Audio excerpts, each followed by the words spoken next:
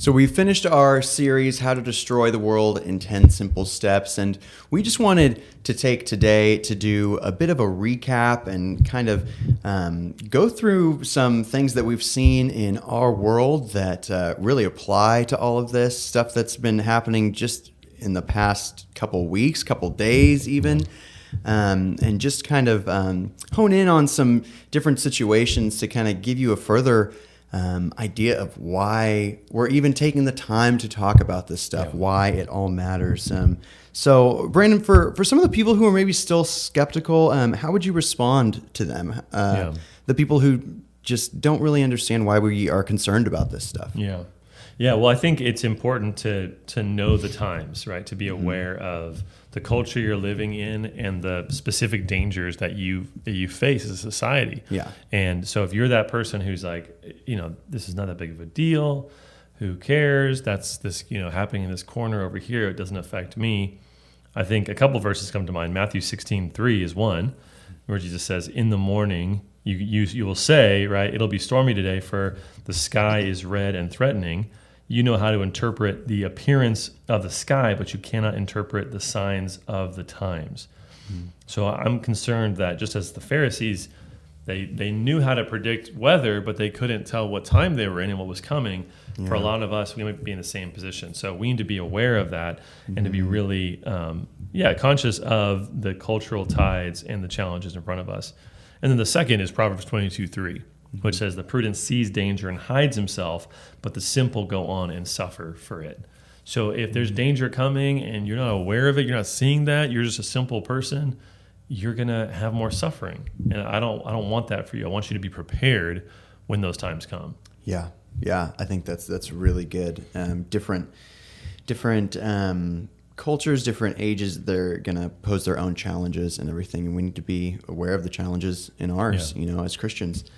So how do you see all of these ideas at work in the last couple weeks even? Yes. Yeah. There's been so many that I'm constantly like, okay, filing that Pick mentally away for critical race theory or postmodernism or whatever. So we'll just touch on a few of these, and probably after we film this, a bunch more will happen. That'll be like, we should talk about that.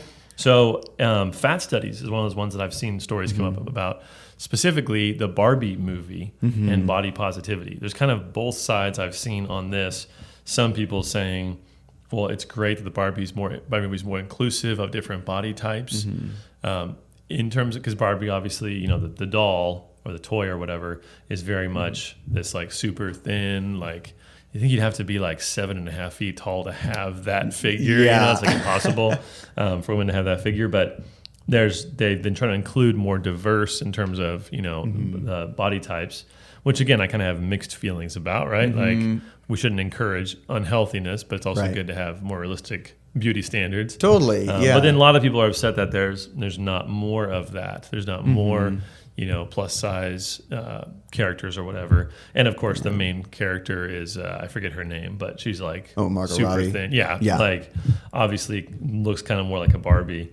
So that's been something I've seen a lot. I've also seen, I'm sure you've noticed this, but in the Barbie movie, there's a trans Barbie. So someone wrote a letter to, like, I think it was like a public letter or to the producer about why he, as a trans woman, quote unquote, should be in the movie, and then they put this man in the movie as a woman figure, as a doll. I don't even know. I would say that's kind of beginning a lot more. I feel like, as far as media, I remember a time where it was like, I'm seeing a lot more gay relationships in movies and television now.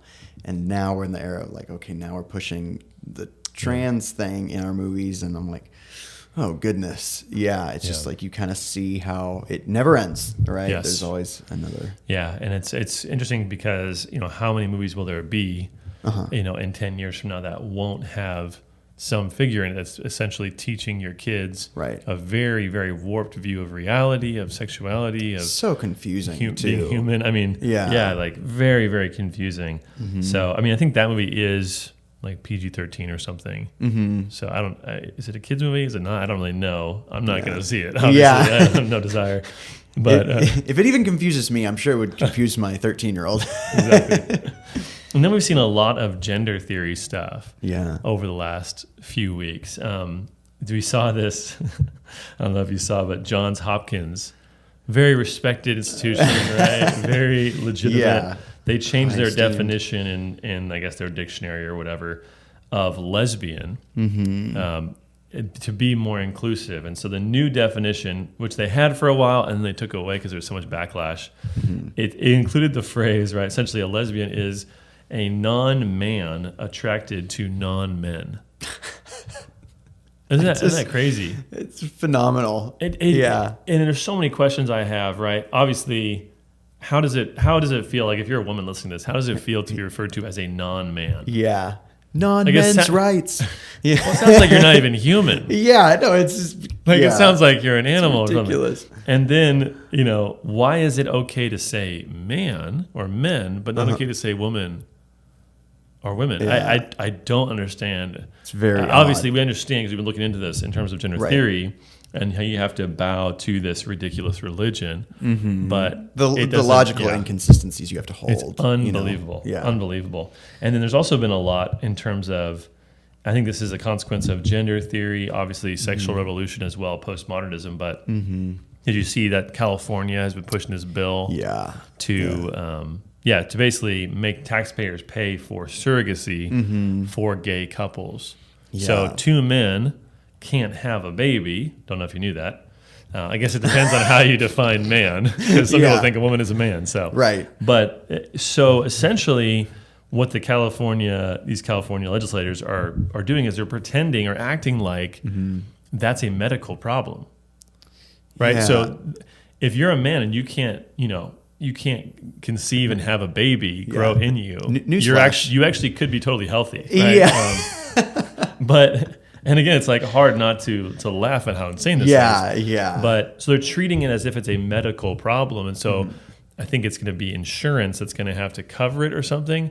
I don't know Right. how they're squaring that circle again, but And this, for those of you who don't know, right, we live in California, and I'm just like, oh my goodness, like this is what our money goes towards. yeah. And we don't just live in Yeah. California; we live in the most California of the California It's places. quite California. So yes, and that's part of why we're here, right? Is you want to. Yep. But that's crazy. So you're treating your gender as some sort of health issue because you're denying the obvious fact. So there's postmodernism wrapped up in gender studies kind of thinking. Yeah. And I mean, it's all just so convoluted. And will this pass? I don't know. We'll see if that ends up becoming law. Yeah. But it's pretty crazy. And then, yeah. I think even the fact that we live in a world where like that could, I'm like, wow, that's just a sign of the times that they are pretty. And surrogacy itself is such an interesting thing, right? Like you see these pictures now of two men that are, gay couple giving their kind of pregnancy announcement. And you've seen some of these, I'm sure some of you have seen these where it's like two men in the foreground and then in the background is a pregnant woman that they've hired to essentially use her body. Yeah. Right. Often it's an egg from someone else, and then one of the men's sperm is combined with the egg and then implanted into this woman. Yeah. So there's like three different parents involved. That they probably and, just picked out of a catalog. yeah, too, and only one of them know? is actually this so-called married couple, right? Yeah. These two men. So it's just crazy. All the things involved, all the ethical issues. There was one story. I don't know if you saw this one, but there's this gay couple who has hired a surrogate, and this woman she has cancer now. So this was just like last week. She has cancer, and so in order to get chemo, she has to give birth to the baby prematurely. So if she doesn't aggressively attack this cancer, that could be health problems for her. If she does get chemo with the baby, that's going to kill the baby. So she wants to give birth early at like 25 weeks or something. And the gay couple who are using her as a surrogate want her to kill the baby. Right. They don't want a baby with a bunch of health problems. Yeah. So that's a life unworthy of life. So they want to kill the baby, and I think there's just a whole question of who has authority. It's pretty again. It's crazy for those who are on the left who say a woman should have the right to choose. In this case, she wants to save this life and maybe even just give it up for adoption. But this man who's with another man doesn't want his hired her body. DNA to be out there, and just absolutely crazy. And I think what's so sad to me is that you know, you and me as parents, right? Like we would do anything for our kid, Yeah. right?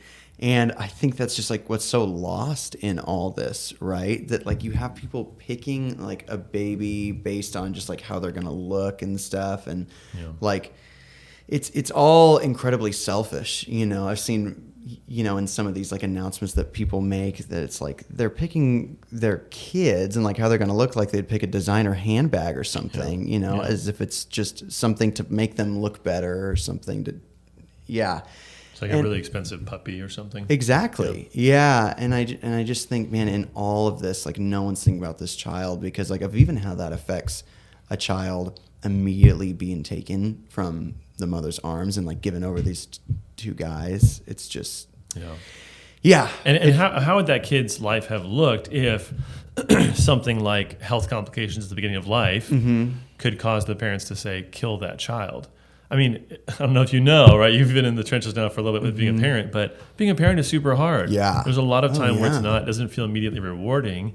It's not just like you have this cute little animal that will follow you around and do whatever you say. Yeah. It's completely different. And so just even that mindset going into parenting or something that resembles parenting is just crazy and disastrous. Totally. So, but gender theory in full swing, right? That these are the realities lived out, and we're going to be dealing with this more and more. Now, even doctors can't discourage people in many cases from transitioning to a different sex, or right. So, like these are the kind of laws that are passing. Their license and everything, and that's when we get into more of what we were talking about last time with the soft totalitarianism. It's just, well, so with all this, I'm feeling upset right now. Why aren't you more upset? Whoa, we missed one of the best topics. Oh, that's true. Which I think is one of the biggest stories around, which is we see critical race theory in being lived out in our very eyes with the Supreme Court decision.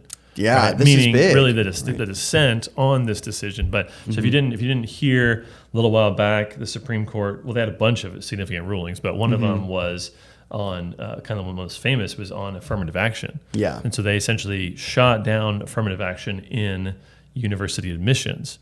So in other words, what that means is your race can't be a factor, either a positive or a negative, in whether you get into a university. So you how controversial.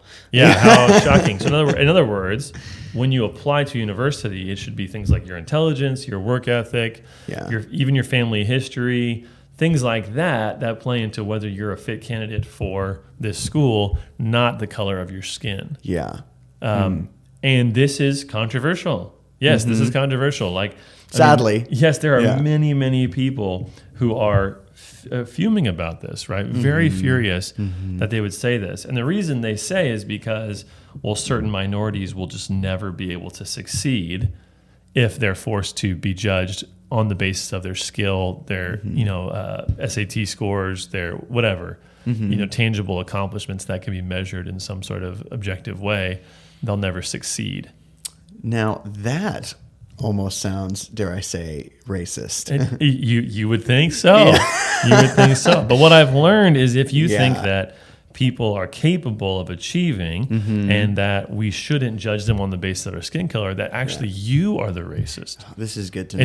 I know it's really hard, but if you understand critical race theory, as we talked about, right, you'll understand that trying to not be racist actually ends up being racist. So but that's and obviously being sarcastic, but you had effectively in these decisions, right? So there was the concurring opinion written by Clarence Thomas, who happens to be black himself. So he's concurring with this decision to not allow race to be a factor in admissions. And you have Ketanji Brown Jackson, who is the newest, I believe, right, newest member, to the court. And she was brought on the court explicitly because she was black, right? So Joe Biden in his candidacy said, "I'm going to appoint a black woman to the." So he didn't say Ketanji Brown Jackson is the most qualified person, so she will be my pick. He said, I'll find someone who has a certain skin color and is a certain gender to fill that role. How insulting to whoever you're filling that role with. Yeah. You know what I mean? It's yes, it is. Yeah, exactly. So if you're the person being appointed, so this is, I think, why Clarence Thomas especially doesn't like it, like affirmative action. One is because he understands how divisive and illegal and all those things it is. But the other thing is because he, as a black man who is incredibly brilliant, right? I mean, he's very, very talented. He, I think his whole life has been judged on the basis of this. Oh, well, you must have gotten into law school because of your skin color. You must have gotten this advantage because of your skin color.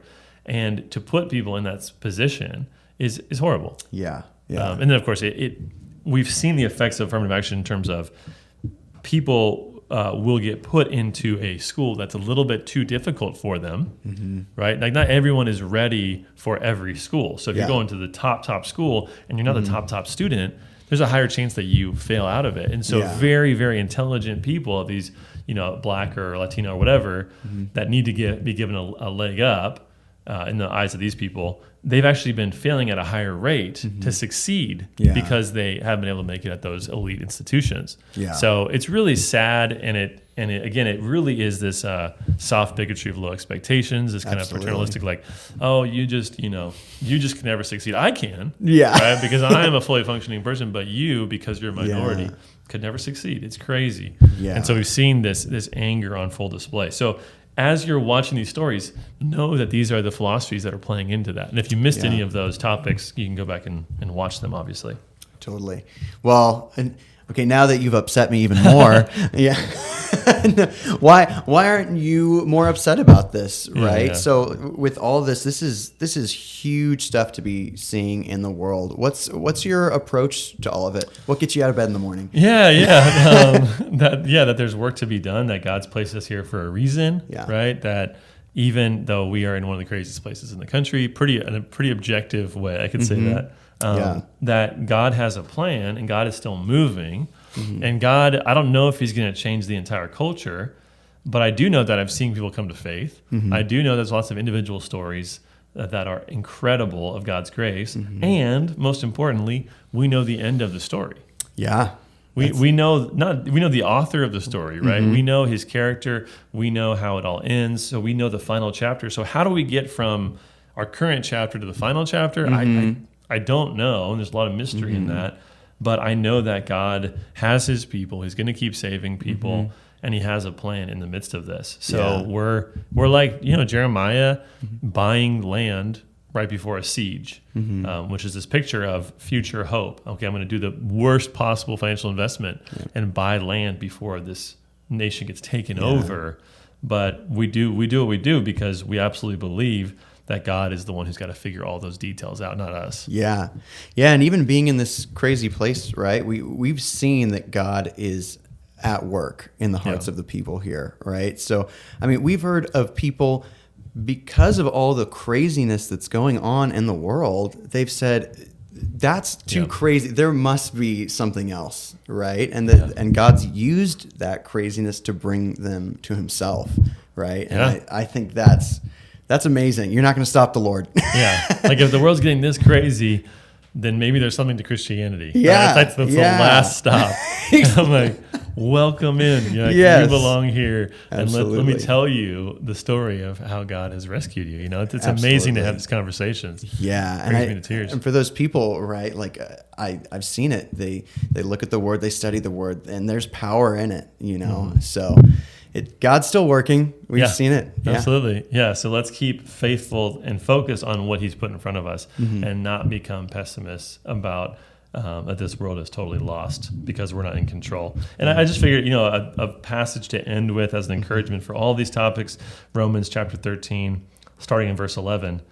This is what Paul writes. He says, besides this, you know the time, that the hour has come for you to wake from your sleep. For salvation is nearer to us now than when we first believed. The night is far gone, the day is at hand. So then let us cast off the works of darkness and put on the armor of light. Let us walk properly as in the daytime, not in orgies and drunkenness, not in sexual immorality and sensuality, not in quarreling and jealousy, but put on the Lord Jesus Christ and make no provision for the flesh to gratify its desires. Salvation is nearer to us now. So let's stay focused. Let's honor God in every way that we can. And let's keep praying and longing for his kingdom to come in our world. Thanks so much for watching this video. We're uploading great biblical content every single week. So make sure you subscribe, like this video, and leave a comment down below. We'd love to discuss with you.